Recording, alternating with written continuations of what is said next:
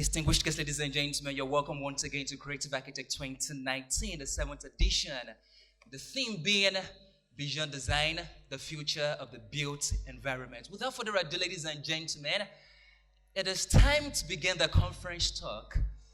And today, our first speaker is a multidimensional and award-winning entrepreneur. The winner of the 2006 FIT Alumni Model Entrepreneur Award and the founder at Realhouse Communications Limited. As a matter of fact, our speaker is the publisher of Nigeria's foremost real estate magazine, Castles. He also is a lawyer. Talking on winning today, ladies and gentlemen, please make welcome Dipo, Davies.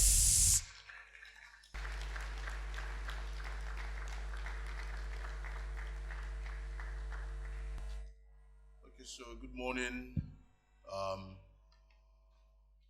everyone.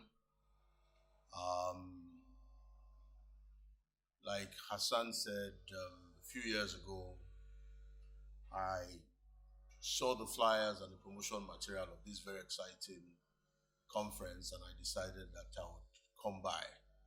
And then he saw me in the studio or in the audience, and then that, I don't know if it's become an iconic photograph or something now. Anyway, and so that photograph was taken, and since then we've been, talking, and I've been trying to support him as much as I can.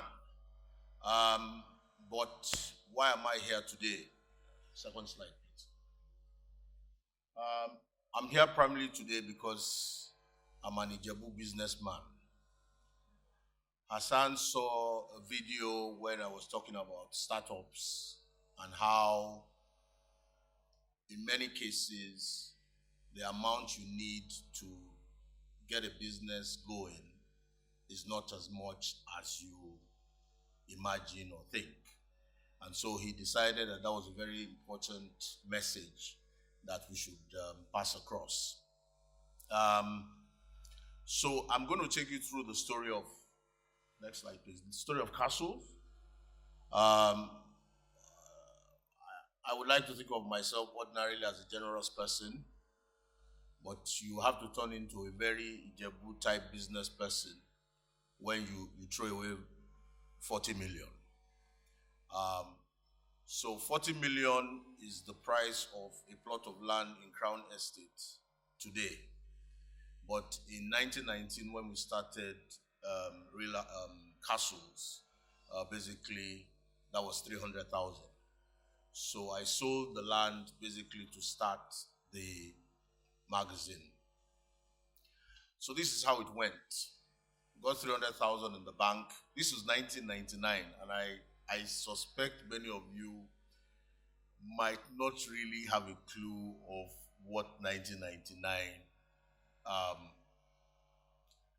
was or looked like. I don't know if I can just do a short poll. Everybody above 30 years of age here, maybe you can just raise up your hands. Above 30. Okay, so most of you don't know about 1999 because you would have been what? Less than 10. So 1999, there were only 400,000 phone lines, of which I suspect maybe 200,000 were working. There was no social media at all. Knowing how to use a computer was not actually a requirement to get a job. You could work in many firms, in many companies without even knowing how to press the start button. There was no iPhone, no iPad. And I think that was about the year the mobile phone came into, the GSM companies came in. So that was the kind of setting that we had. But business is still business, whether you are starting in 2019 or in 1999. And so basically I had this 300,000, and the idea was to set up a magazine that would, talk on real estate.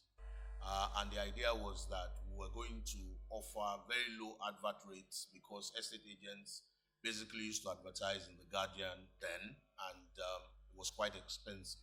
So the idea was get a magazine that talks only on real estate and have only real estate stuff there, and basically, give it at low advert rates.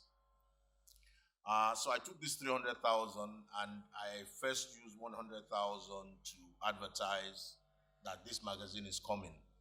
So every week for about 4 weeks, I was advertising, and I got only one phone call from a woman in Ibadan who said, "Well, I want to sell my house." I said, "Well, yes, you can advertise it in the magazine." He said, "Who is interested in advertising the magazine? I want to sell my house. You're telling me about adverts. My friend, are you going to help me sell the house or not?" And I just realized that that basically pissed off 100,000 because no one even really understood what I was saying. But I pushed on. I spent another 70,000 on stationery. I know because I used that stationery for the next 6 years. Very wise decision in retrospect. And a lot of other things we spend money on. And basically the 300,000, which today will be about 40 million, had gone. And a light bulb went off in my head when we actually printed the magazine and I showed it to my mother-in-law. I said, so this is what you have been talking about. I said, "But mommy, I've been engaging you, I've been telling you." He said, "I've just been praying for you. I didn't have a clue of what you were just saying. I was just praying that you would not, put my daughter in penury with this new project." So basically, all what I'd been saying, all the adverts and so on and so forth, made no sense to anybody. They couldn't conceptualize what I was saying in their head until I actually put the thing in their hands. But that wasn't the end of the misery.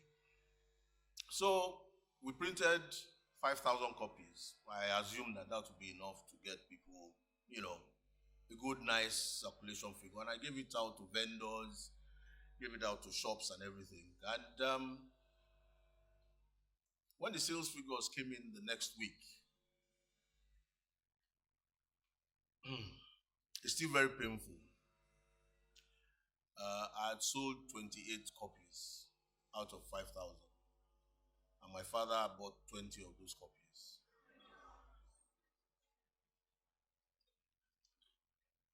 Well, you have to be a believer, don't you? So let's just cut off 1,000 and we'll print 4,000 copies. So yeah, let's go, let's do it. So again, 4,000 copies, and we did better this time. I think we sold 18. Since my father didn't buy 20, that means we moved up from about 8 to 18. So, but it was obvious that this was a business that was going to die.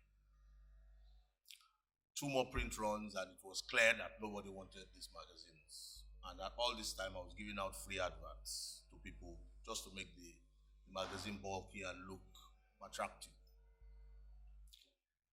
Then on Christmas, I said, "Look, what are we doing with all these piles of magazines?" So we put them all together and we send them out to estate agents, various estate agents. Go and just enjoy the magazine. There's stuff in there for you. Now, I don't know if it was the spirit of Christmas. I don't know if it was the prayers of the very many people who were depending on me. But somehow, over the Christmas, people were reading the magazines and were calling each other. And that's basically why people advertise. People advertise to get calls, to get responses. And because it was in the hands of, well, we send them to estate agents. Because these estate agents started calling themselves. In January 20,000, I came back to the office with the whole idea of shutting down the magazine and, go and look for a job. But I started getting phone calls. "This is your magazine, what are the advert rates?" Because you see, people are very snobbish about such things. It's as if they are doing you a favor. "What's your advert rate?" "Okay, we'll do it at 50% and so on and so forth." But basically, they had seen some value because people had been calling them over the holidays. And before we knew it, we saw an opportunity. But it was not the opportunity as we saw it to be. It was the opportunity as the market saw it to be. And I think that was when really my understanding of business started to come alive. So what I did was I slimmed the magazine down to the smallest size possible, which was 8 pages, and reduced the print run to the smallest number possible, which was 1,000 copies. And the idea was get this 1,000 copies into the hands of the estate agents and just keep on ensuring that there's enough content for people to read. The cost of doing that, distribution, printing, everything, came to the wonderful figure of about 10,000 naira. So, sorry, next slide. So basically, I could have started that business with 40,000 naira. Basically. Because from January, when we started that model of 10,000 naira per edition, spending that 10,000 naira, expanding into the hands of estate agents, and anybody that could possibly call these estate agents. Basically, with 40K, I believe I could have started that magazine and I'd have saved myself and many people a lot of grief. So, for me, what were the lessons to be learned there? Very, very critical thinking and understanding of the market. What exactly are you trying to sell? And why do you need all that money to start up? By the time you bring the idea down to the barest minimum, you may find that every other thing around it is just noise, and you can actually start up with a lot less than you think. Now, this is very interesting because when we were doing all of this, there were no tech companies in Nigeria. Or rather, tech companies in Nigeria were the hardware, software type companies. So we didn't have the web companies as we do today. And so it's also interesting to explain that because we also hear that people who start a business, have a website, can raise in excess of, I think GoCard has done, is it $10 million? Something like that. I would explain that because business is still business. I would explain how that can come to be as I go through the various other slides. So just still stick with me. We're still talking business, which is what Hassan wants me to do. And you might begin to get a better understanding and a feel of how to launch your own business. Next slide, please.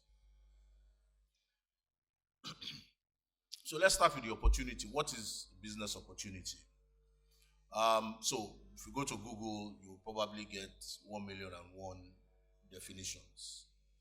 But my 20 years of doing business and talking to a lot of people has made me understand that a business opportunity is actually personal. It's actually subjective. For some of you, if you can go outside and put and dance for 10 minutes, right? And they give you 5 million naira. That may sound like a good business opportunity. But for Alhaji Dangote, it's probably not a business opportunity. It's probably a loss opportunity because of the time he would have to come, learn the dance, and so on and so forth. So basically, a business opportunity for me, I've defined as what you can sell to others to make a profit, and that profit is what you deem satisfactory. So, for some people, they only think in terms of big business. If it's not 20 billion, they're not interested. For others, 2 million and they're happy. A 20 billion opportunity to someone might sound like a lot of work, a lot of stress, a lot of wahala. So to him, it's not a business opportunity, it's stress. Next slide, please. Now, a professor of entrepreneurship has just put this in context, very simply, which he says, an entrepreneur's personal and business goals are inextricably linked. What we are trying to say is that your business should not run you, okay? And your business should not frustrate you. So if you are looking for a kind of lifestyle business, and you get involved in a business that requires deadlines, that requires strategy on a continuous basis, that requires changing the business model, you're likely to get frustrated. So at times you may say, why is this so hard? Meanwhile, for someone else, they are reveling in it, they are happy about it, they want to meet the challenges. It's because you have to, entrepreneurship is a very, very lonely journey. You have to define for yourself what it is that you want. And it's against that prism that you now filter the business opportunity to know that this opportunity is for you. Next slide, please. So, and this is where I will try to explain things in a bit of a more structured way. We've seen people raising huge amounts of money, right, for startups. They basically have a website and they have $10 million, $20 million. That is in these parts, in Nigeria. In other places, it's even much more. Now, William Salman is a professor of entrepreneurship. He says that there are 4 factors that are critical, and they are all interdependent. And the first is the people. Who are the people starting and running the business?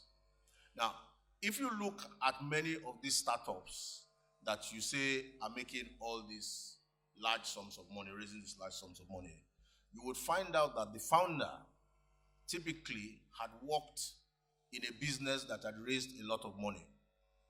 Quite possibly, he had gotten the contacts, and more importantly, he has known how to frame his business idea in a way that can raise that money. I don't know if I'm making some sense to you. The founder is very important. So it's not automatic that you go out and you get a lot of money, and it is not by magic. Basically, what has happened is that the founder is very important to that business and has been able to run and has been able to set it up in a way to attract that kind of financing. So for some people that want to set up businesses, it might actually make sense for you to go and work, maybe even as an unpaid intern in some of these companies, to be able to get the knowledge, the capacity, the understanding, and more importantly as well, the contacts, to be able to move at the level that you want to get your startup to go. The second thing is the opportunity. This is a profile of the business itself. What will it sell to whom? How fast can it grow? Okay? Now, for me and my business, who were we selling to? We had 2 audiences. We had those who were going to read the magazine and call the advertisers. Now, we assumed that the vendors and all these other people will help us push a magazine that was not known. No, they won't. Even till today, they will not help you push a magazine that is not known. Rather, you have to, within those first few months, know yourself how you are going to push that magazine outside of the regular channels. And I guess it will be the same for any other channel we wish to use. Then we have the context. Factors that change but cannot be controlled by you. You have to keep an eye on them, and the risk and reward, which basically is an assessment of everything that can go right and wrong, and a discussion on how you can meet, those challenges when they come. So the standard thing is that a business plan will always be wrong. Because once you start a business, whatever is in the business plan will always be wrong. No matter how much you have paid for that business plan. It sounds funny, but it's true. Even MTN, with all the money that they put together, came to Nigerian market and they found out that they thought they would probably be getting maybe 2 million subscribers in a month, but they were finding that it was much more than that. So the fact that the business plan itself said 2 million when it was supposed to be 5 meant that the business plan is wrong. Because really you cannot predict how the market will respond to you. So that is where the founder is important. You start the business, the automatic thing you must expect is that something is going to go wrong. The question now is, how do you react? No one can predict how a business will take off. If they could, they will be the richest people in the world. Next slide, please. So, to conserve time and money, successful new founders also minimize the resource they devote to researching ideas. The appropriate analytical priorities will vary for each venture, and smart founders dive in and improvise, and as soon as problems arise, they begin looking for solutions. You plug holes quickly and change strategies as events unfold. So basically, you take your business plan, understanding that this is not how things are going to be. It will make life a lot easier for you. So you start, and then you find out that the buyers don't like to buy it in packs of 2. They like packs of 6. Okay? Now, you have done a process, or you've done set it up such that it's always 2 that you can produce. So you have to think, okay, how do we put 3 together to make 6, just like that, rather than moaning or lamenting that the market is not reacting the way you want them to. Next slide, please. I'm not going to this so much. I'm assuming they're going to give you the slides, but this means that you need to x-ray the opportunity. That is, you need to look at it as critically and as detached, from a detached point as possible, right? Who is your customer? I must be very clear. Some people found out that in buying cars, in selling certain types of cars, the customer is not the man who pays for it, but the wife. So those who cotton on to that begin to design the car and price the car and make the car in a way that attracts the wife, not the husband. So the salesman will be talking to the husband and find out he will lose the sale. But the real person pulling the strings, the husband will say, ooh, it's a lovely car. But immediately he leaves the showroom, the wife will say, it has only 2 seats. Where will the children sit? It doesn't have this, it doesn't have that. Before you know what's happening, the man is telling you, well, maybe we'll think about it. But if you had spoken to the woman, who is the one buying who is actually is the actual customer, then you may find that you are making some success. So some real estate agents actually know that the first place they do is to take the wife to the kitchen. Take the woman to the kitchen has everything, it's done in such a way, the BQ is linked to it, where she can do the laundry is there, and so on and so forth. And they just fold their hands. The woman will be selling the house to the husband as they walk through the other rooms. The deal has been done. Who is your customer? Now, how does the customer make decisions about buying this product or service? To what extent is it a compelling purchase? That is, to what extent is it necessary to buy that product? So if you buy gala in the street, what happens? Your throat is dry. What's a compelling purchase at that point in time? A drink. The drink guy is there at that time, iced, ready to sell. So this is how you have to think of your own business as well. What makes it a compelling purchase? Because at that point in time, the guy, even if he is determined not to buy water on the road, you just stick with him. He has bought gala. At a certain point in time, he will have to drink water. So the guy sticks with him, and that makes it a compelling purchase. How will the product or service be priced? How will the venture reach all the identified customer segments? How much does it cost in terms of time and resources to acquire a customer? How much does it cost to produce and deliver the product or service? All those are basic, but how much does it cost to support a customer? And then how easy is it to retain a customer? I say this because getting a customer is very expensive.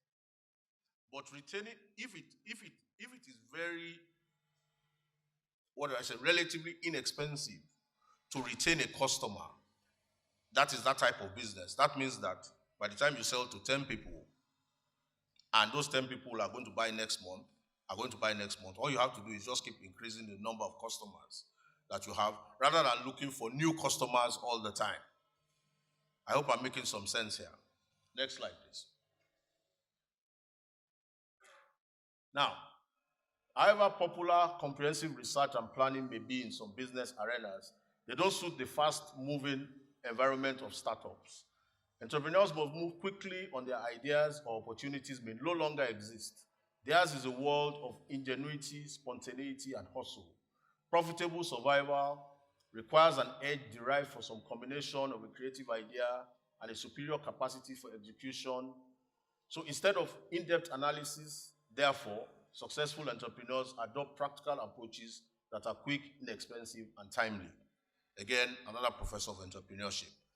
And what they're basically saying here is that, yes, you can sit down and analyze, and I'm sure many of you might have heard of analysis paralysis, but you have to do. So how do you do? Don't throw all your eggs into that basket. Start with, so it's like painting a room, right? Since many of you are in the built environment.